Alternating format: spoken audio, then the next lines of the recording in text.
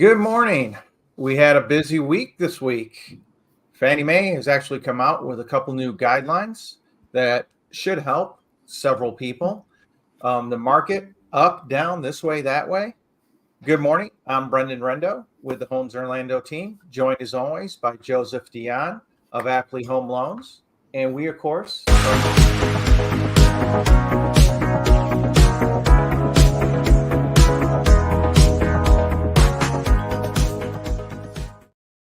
Hey, Joe, how are you? Hey, doing good. It's glad to be back. Was traveling West Coast side last week for some conferences and just trying to stay up to speed on what's happening and changing in the industry. And this last week was a little adventurous. It was, but it's going to be kind of nice that we can come out with a little bit of good news, some changes in the Fannie Mae guidelines that I think will help several different people out there. So let's hop in and let's take a look at some of the changes. So this just came out October 4th. Yep. And probably one of the bigger ones is, and this is your specialty, so I'm going to let you go through this. Yeah, I think the biggest one right here is on 2-unit and 3 to 4. So 2 to 4 unit purchases, they dropped down the minimum down payment so we went from on a 2-unit for a primary purchase, so somebody buying a duplex, right? They had to put 15% down. Well, now they can put 5%. And the same goes into effect for 3 to 4 units. Now, the key here, though, is that your automated underwriting system can be very, very, it's going to be very sensitive.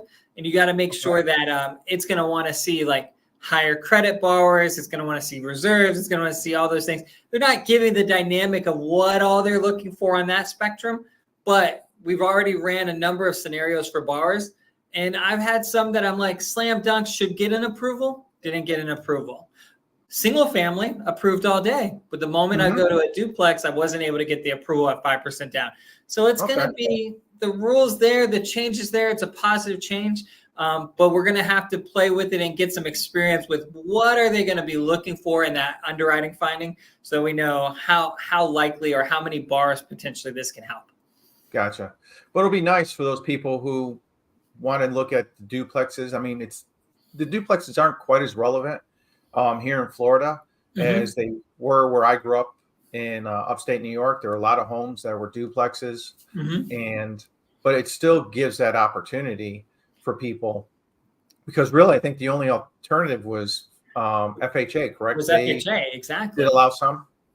Yeah, because FHA would allow 3.5% down on that duplex. So this gives that option, that conventional option that wasn't really there before for that first-time buyer or second-time buyer trying to buy this. Wonderful. Then I think the other big one is way down here. And we're going way down, self-employed borrowers. So this self-employed borrowers. So this one's kind of fun.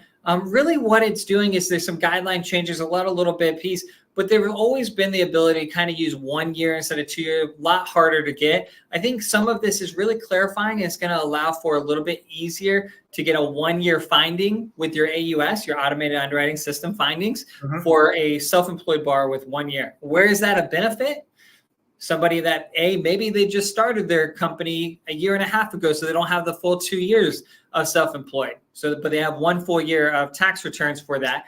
Or it could be in those situations for those borrowers that maybe they have more than enough time, but last year was much, much more profitable, much more dynamic than the prior year. So it's helping them with qualify for a little bit more by only requiring that 1 year finding. Yeah, that's a great point, because it's always been easier to go from self-employed to getting a paycheck, but going from a paycheck to self-employed has always been tough for people.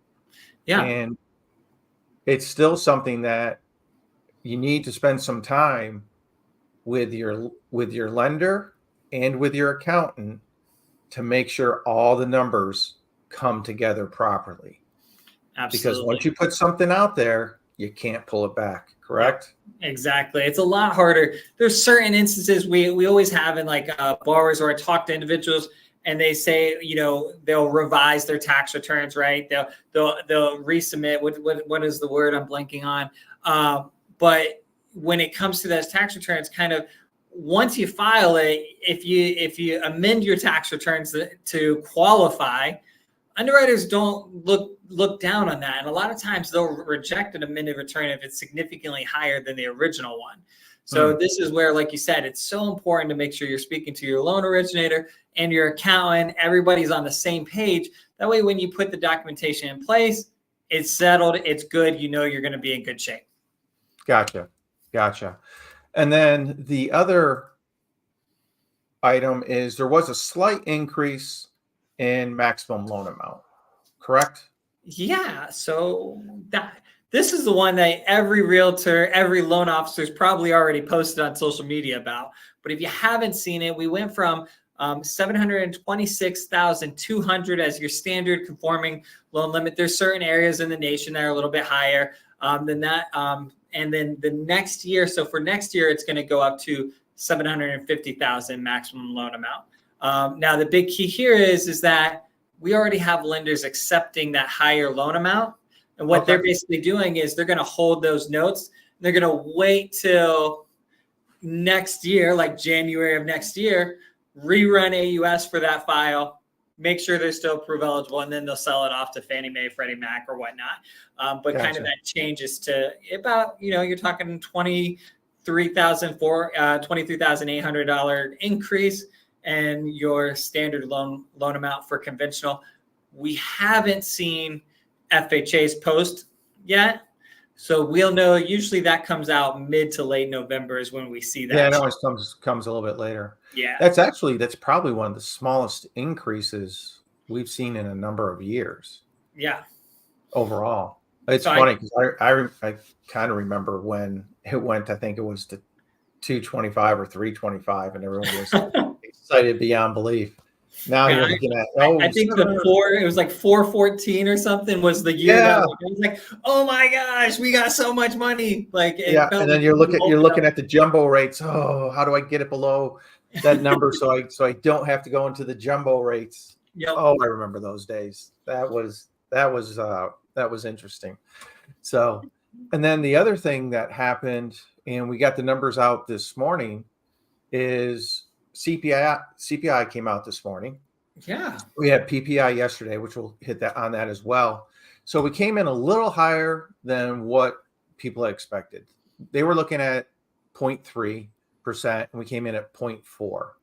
And where did we see the biggest adjustment?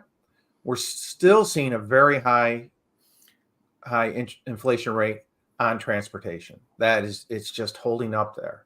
And then the other place is shelter again. And until this shelter number starts pulling back, you're not going to see that inflation number, I really think, break that 2%. Because month over month, we actually went in August from a 0.3% increase to 0.6%. Oh, wow. So this actually makes up 34% of the overall inflation number. Yeah, so that's going up. Yeah, this is one we've got to pull down in general. Yep. And I had to look it up because I wanted to make sure of what's included in this. And this is their actual breakdown. So you see shelter's going to be 34.4% of the overall number for inflation rate. And 25% of it is owner's equivalent rent of residence and primary residence. And we joke about it, but it is actually true. This is actually in their documentation. This is how they get that number. If someone were to rent your home today, how much do you think it would rent for monthly, unfurnished and without utilities? Wait a minute. So we're coming up with this number that has a massive impact on our inflation. And we're basing this on a phone call to owners to say, how much do you think your house is going to rent for? Yeah. How much is yours going to rent for, Joe? I don't know. I'm pretty sure I can get $6,000 a month for my house. Brendan's laughing because he sold me my house, and he knows that is not reality. Yeah. Yeah, you get sick. Well, you got the pool. So I don't have a pool, so I'm probably only going to get $5,000. You know what? I will rent my house tomorrow. You get me $6,000. It'll be rented tomorrow.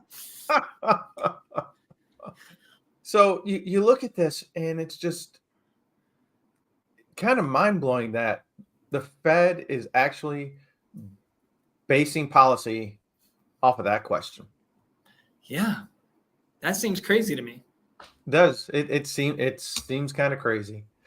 Then we hop over in this was the interesting one, the producer price index, because the target yesterday was 1.6%, and it came in hot at 2.2%. It was scorching. It was very hot, but and then they revised last month's number up to 2.0, which makes this month's increase not look as bad. Yeah. So it doesn't look quite as bad, But when you look back at the overall PPI from September of 2022, we were sitting 8.5%. Yep. And you have seen a pretty steady decrease until the past couple of months. When we hit a low here in June of 0.2%. That was nice.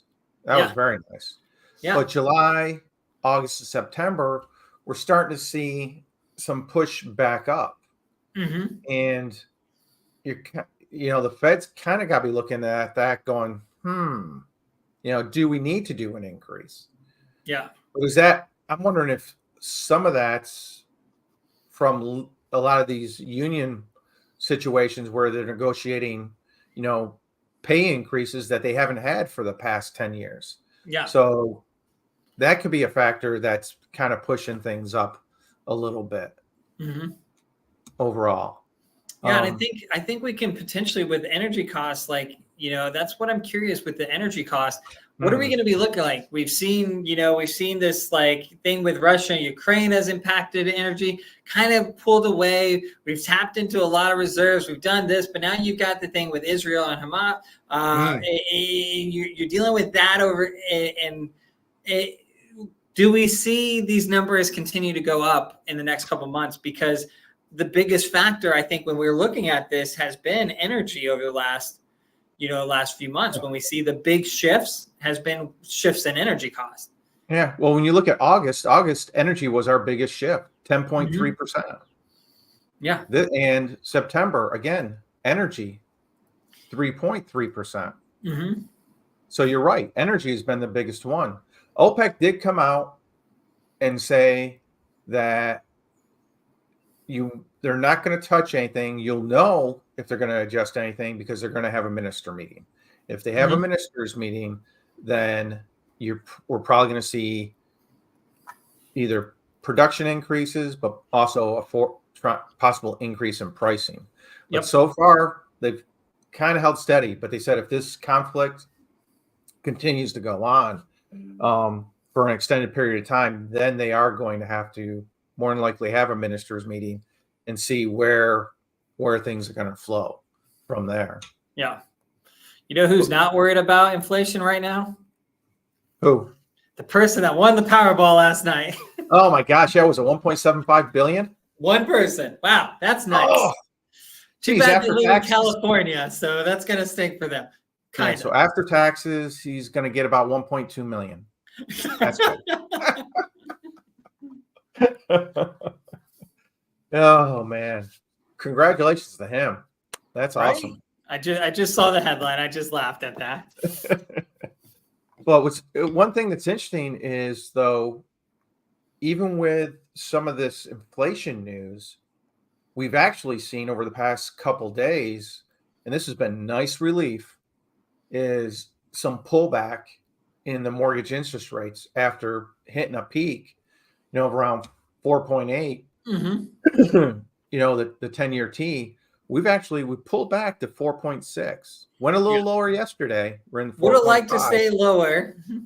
Yeah. But much, much better than where we were a week ago. Yeah. Oh, you'd much rather see the chart go like this any day of the week. Any day. This, of course, was Columbus Day, so markets were closed. But you're seeing that pullback right now, which even with the amount of debt being put out there, Yellen, I believe, was $275 billion worth of debt last week. T-bills put out last week. that the 10-year T is still pulling back a little bit. Mhm. And the good thing is people right now, you got 94% of the market saying Powell's not going to move in November, Yeah. that he's going to hold. What do you think's causing that though? Like, I I think you see, I'm looking at it and I go, what's kind of maneuvering, because we are getting these, CPI, PP, like these things are coming out a little bit hotter than expected, which would usually say that they're going to look to bump rates again. So why do we have a consensus that we're not? I think it's this right here. This. In that we had a reaction in the treasury market over the past month that I don't think that they expected. I think they expected a little bit of an increase after Powell's meeting, but I don't think they saw the jump that we were going to have. And I think that's what it is.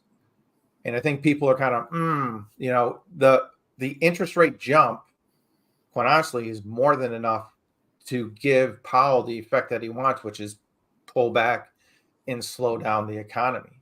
Yeah. The jobs report came out last week, and of course, the headline, they always write the headline to look great. 336,000 new jobs, but what they didn't tell you was over half of them were part-time jobs. Well, and and the number of full-time employees went down. Yep. And the number of people holding two jobs went up. Mm-hmm. So you always got to delve into that information and actually really look at it. And even going into December right now, we're still over 60% of people believe that they're not going to do a rate increase. It's a pullback from last week, which was 71%. But I think the big thing to watch the end of this week and beginning of next week, bank earnings start to come out. Yeah. And the banks are taking huge hits on their bonds. Yeah. Absolutely huge hits. So the profitability of not only the big banks, but more importantly, the regional banks, I think that's the big thing to watch. And I think if they're weak, or I mean extremely weak, that I think it's an alarm bell for Powell too, that, hey, you pushed it too far, because you don't need those. We don't need another, 100 banks going under because, their bond, they can't sell their bonds, or if they do have to sell their bonds to raise money, they're taking such a discount on them to get rid of them, to raise cash, that it's going to force them basically to go under. Yeah, I think like you said, like with a lot of this in the next couple of weeks, is going to be really, really imperative. One bank in particular that, as they report their Q3 earnings, that I'm really interested in is Truist. A lot of pieces that I feel have kind of happened with Truist in the news recently. So you had some of their C-suite executives resign. You had some of their board members leave. You have them trying to sell off one of their most profitable divisions, being insurance. For why do that? Seems like there could be some turmoil with Truist that could have an impact on the bank, and that's a major, major bank. That's one where it could have a big move, and that news can have a really big impact on the economy if we see something. Obviously, nothing like Silicon Valley or anything. Not going to see anything like that. But it's the first time that I've really seen one of these big powerhouse banks really sit there and go, hey, there's some turmoil here. Yeah. I mean, there's a number of people coming out with some warnings.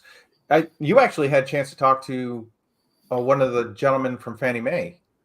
Yeah, Doug Duncan. So I was at Infuse, which was their big conference. We had Doug Duncan, which is the chief economist. And obviously they give their little quotation asterisks, like this is not official, blah, blah, blah. We will not hold by this by any means. But it was kind of really interesting to see his stance. And he's like, he's speaking way up here.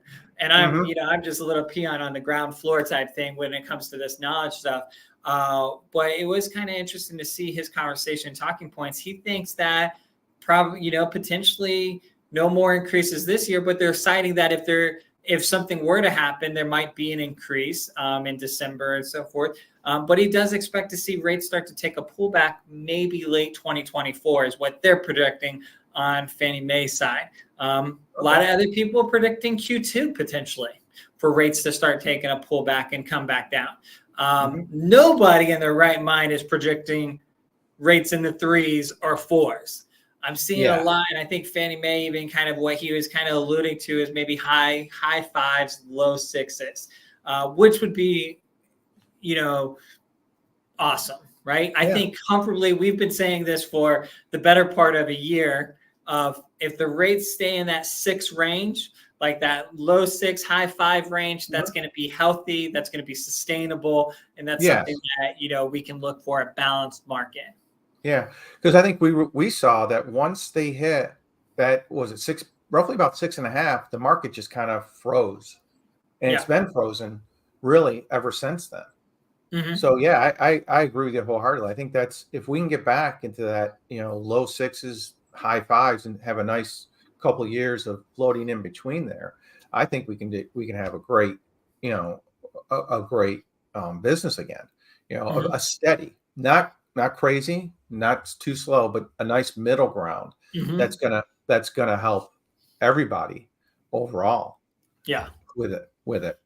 So let's hop in to our Orlando numbers, and what we're seeing is what we've seen really all through September and most of October, in that besides the final week of the month, we're seeing a pullback on the number of sales. So again, we pull back into the mid 300s overall sales, and our inventory continues to increase again. We've got another 100 plus homes on the market. So we're almost at that 5,000 home listing mark right now. And then the condo market really has slowed to a snail, with only 133, and their inventory is continuing to increase. Yeah. And I'll give you, for instance, I've got a client, I'm actually going to go through all the condos in Altamont and Longwood and do a comparison of the HOA fees, because that's been the biggest holdback for everybody. Is,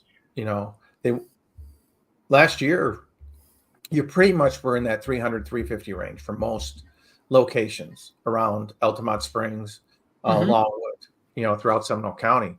But with the insurance adjustments, some of them have been $100 increase, some of them have been $200. One place has actually was a $300 increase in their HOA fees. Yeah, which is a big impact. I mean, you're talking that HOA $300. That's, gosh, you're talking almost a 30, 40, 50,000 ish increase in buying power if you didn't have an HOA. If you didn't have the HOA, exactly.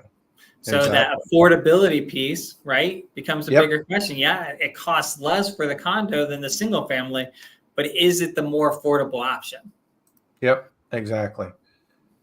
And then here's the big thing, which we look at every week. Original list price to sales price. We have dropped down to just over 93% on original to list. And it's not just the high-end stuff. You do see the 86% here. So again, some of these higher end homes are really starting to have to cut their prices to be able to move on the market for people. I mean, that extra 23,000 not going to make it up at that level, on the new loan limits. But you look right across the board and you see, original 94%, 95, 96, 94, 95. So everyone is having to drop their prices in order to get their houses sold. Yeah. And our days on market is holding up as well. So this is where, if we look at it right as a buyer, you really are kind of starting to move into more of a buyer's market. And if you sit down with your loan officer and your realtor and you use them as a team together, don't use them separate, use them as a team.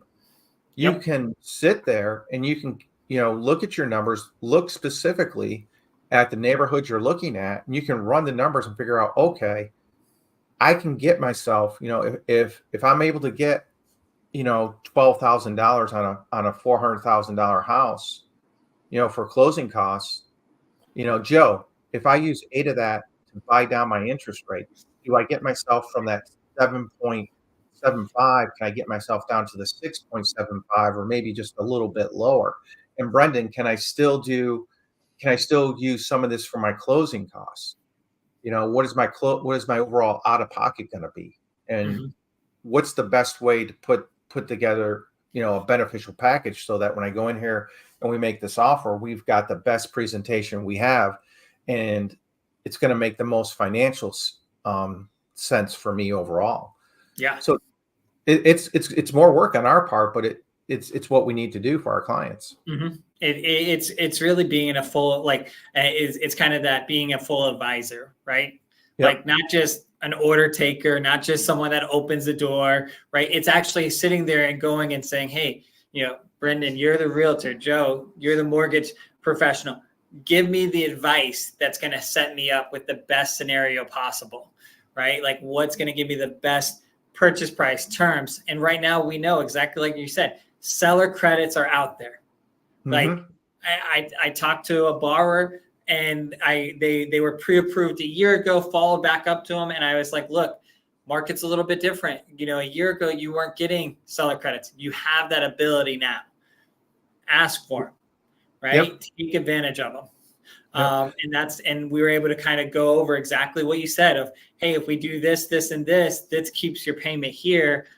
Is that comfortable for you? Right? Because at the end of the day, everything starts with and ends with, in my mind, the payment for that borrower when it comes to the mortgage world, right? Like, if you got to be comfortable with the payment. We can have anything over here, right? But if you're not comfortable with the payment, then it doesn't matter how much you qualify for. It doesn't matter what you can do, right? A lot of borrowers qualify for, they may qualify for a $500,000-$600,000 home, but they're not comfortable with the mortgage over $2,000. And really, in this marketplace, that's not going to be anywhere near a $500,000 home. No. Right? It's going to be way, way below. So we've got to have those conversations up front. That way, they're not wasting their time and they're not wasting realtors' times looking at properties that they're not going to be comfortable with the payment. Yep. It's not always a pleasant conversation, but it's ones that we have to have them. Yep. We really do. And then, you see here the graph wise, again, you see really kind of leveled out and kind of a slow decline in the number of sales. Mm-hmm. And I think we're just going to stay in this average. We may get down to a 400 average over the next couple of weeks. And that's, again, because of current interest rates. Yeah. And here it is, inventory. We're actually over 5% above where we were in January. Wow. So that's why you're seeing the original list to final sales price, that percentage starting to increase. Yeah. It's because there are more homes on the market. You don't feel pressure to accept something you're not comfortable with. And I'm just curious. I heard this conversation a lot, and I want to get your take on it, right? Back historically, we've always said a neutral market is what, like 6 months supply, right? Correct. Right. So that's like historic. But we're not there anymore. And I think technology has really changed that. And a neutral market might be a 3 to 4 month supply now. Yeah, I truly think a neutral market is more like 3 months. To me, it's not 6. It's definitely, and that's a new way of thinking, right? There's a lot of professionals that are still leaning toward 6 months, but the reality is with how quickly things can move now, 3 months is probably the realistic number. Yeah. And you see it with a lot of sellers where, after 30 days now, because your house has been all over the internet. Yeah. It literally is all over the internet. And you'll see where, we just withdrew one. And reason being is that where it was located within that subdivision, if they had put it on the market 3 months earlier, we would have gotten the price. But now there were 4 home sales within the subdivision that all of a sudden the price dropped out the bottom, that were, really 30, 40,000, $50,000 below what they should have been. And when we reran the numbers, okay, based off these current 4 sales, we basically we're down about $30,000 on what the house is going to appraise for. Gotcha. And that's not where you need to be. So you know what? It's not doing us any good just leaving it on the market. We can pull it off. Yep. And just watch the market. And if we see the market start to heat back up, maybe early spring, it may be a time to put it back on. But right now there's just no benefit. And even if we look at the current pendings, we're not going to be able to support the price of that house. And there are pockets right now within Orlando where you're starting to see home prices pull back some. Not anything crazy, but 2-3% drop that we haven't seen in a long time. I run the numbers. For instance, it's interesting because you run the numbers in Altamont. Altamont's got a month supply of inventory, and we've actually increased about 6%. I think it is over the year in Altamont, but there's also, again, no inventory in Altamont. But you go out Sorrento, Eustis, inventory's booming right now. And you're starting to see the prices pull back. And this is, one that I'm starting to keep an eye on a lot, which is your temporary off market and the withdrawn. And you see the end of the month, all of a sudden you saw a spike in withdrawn.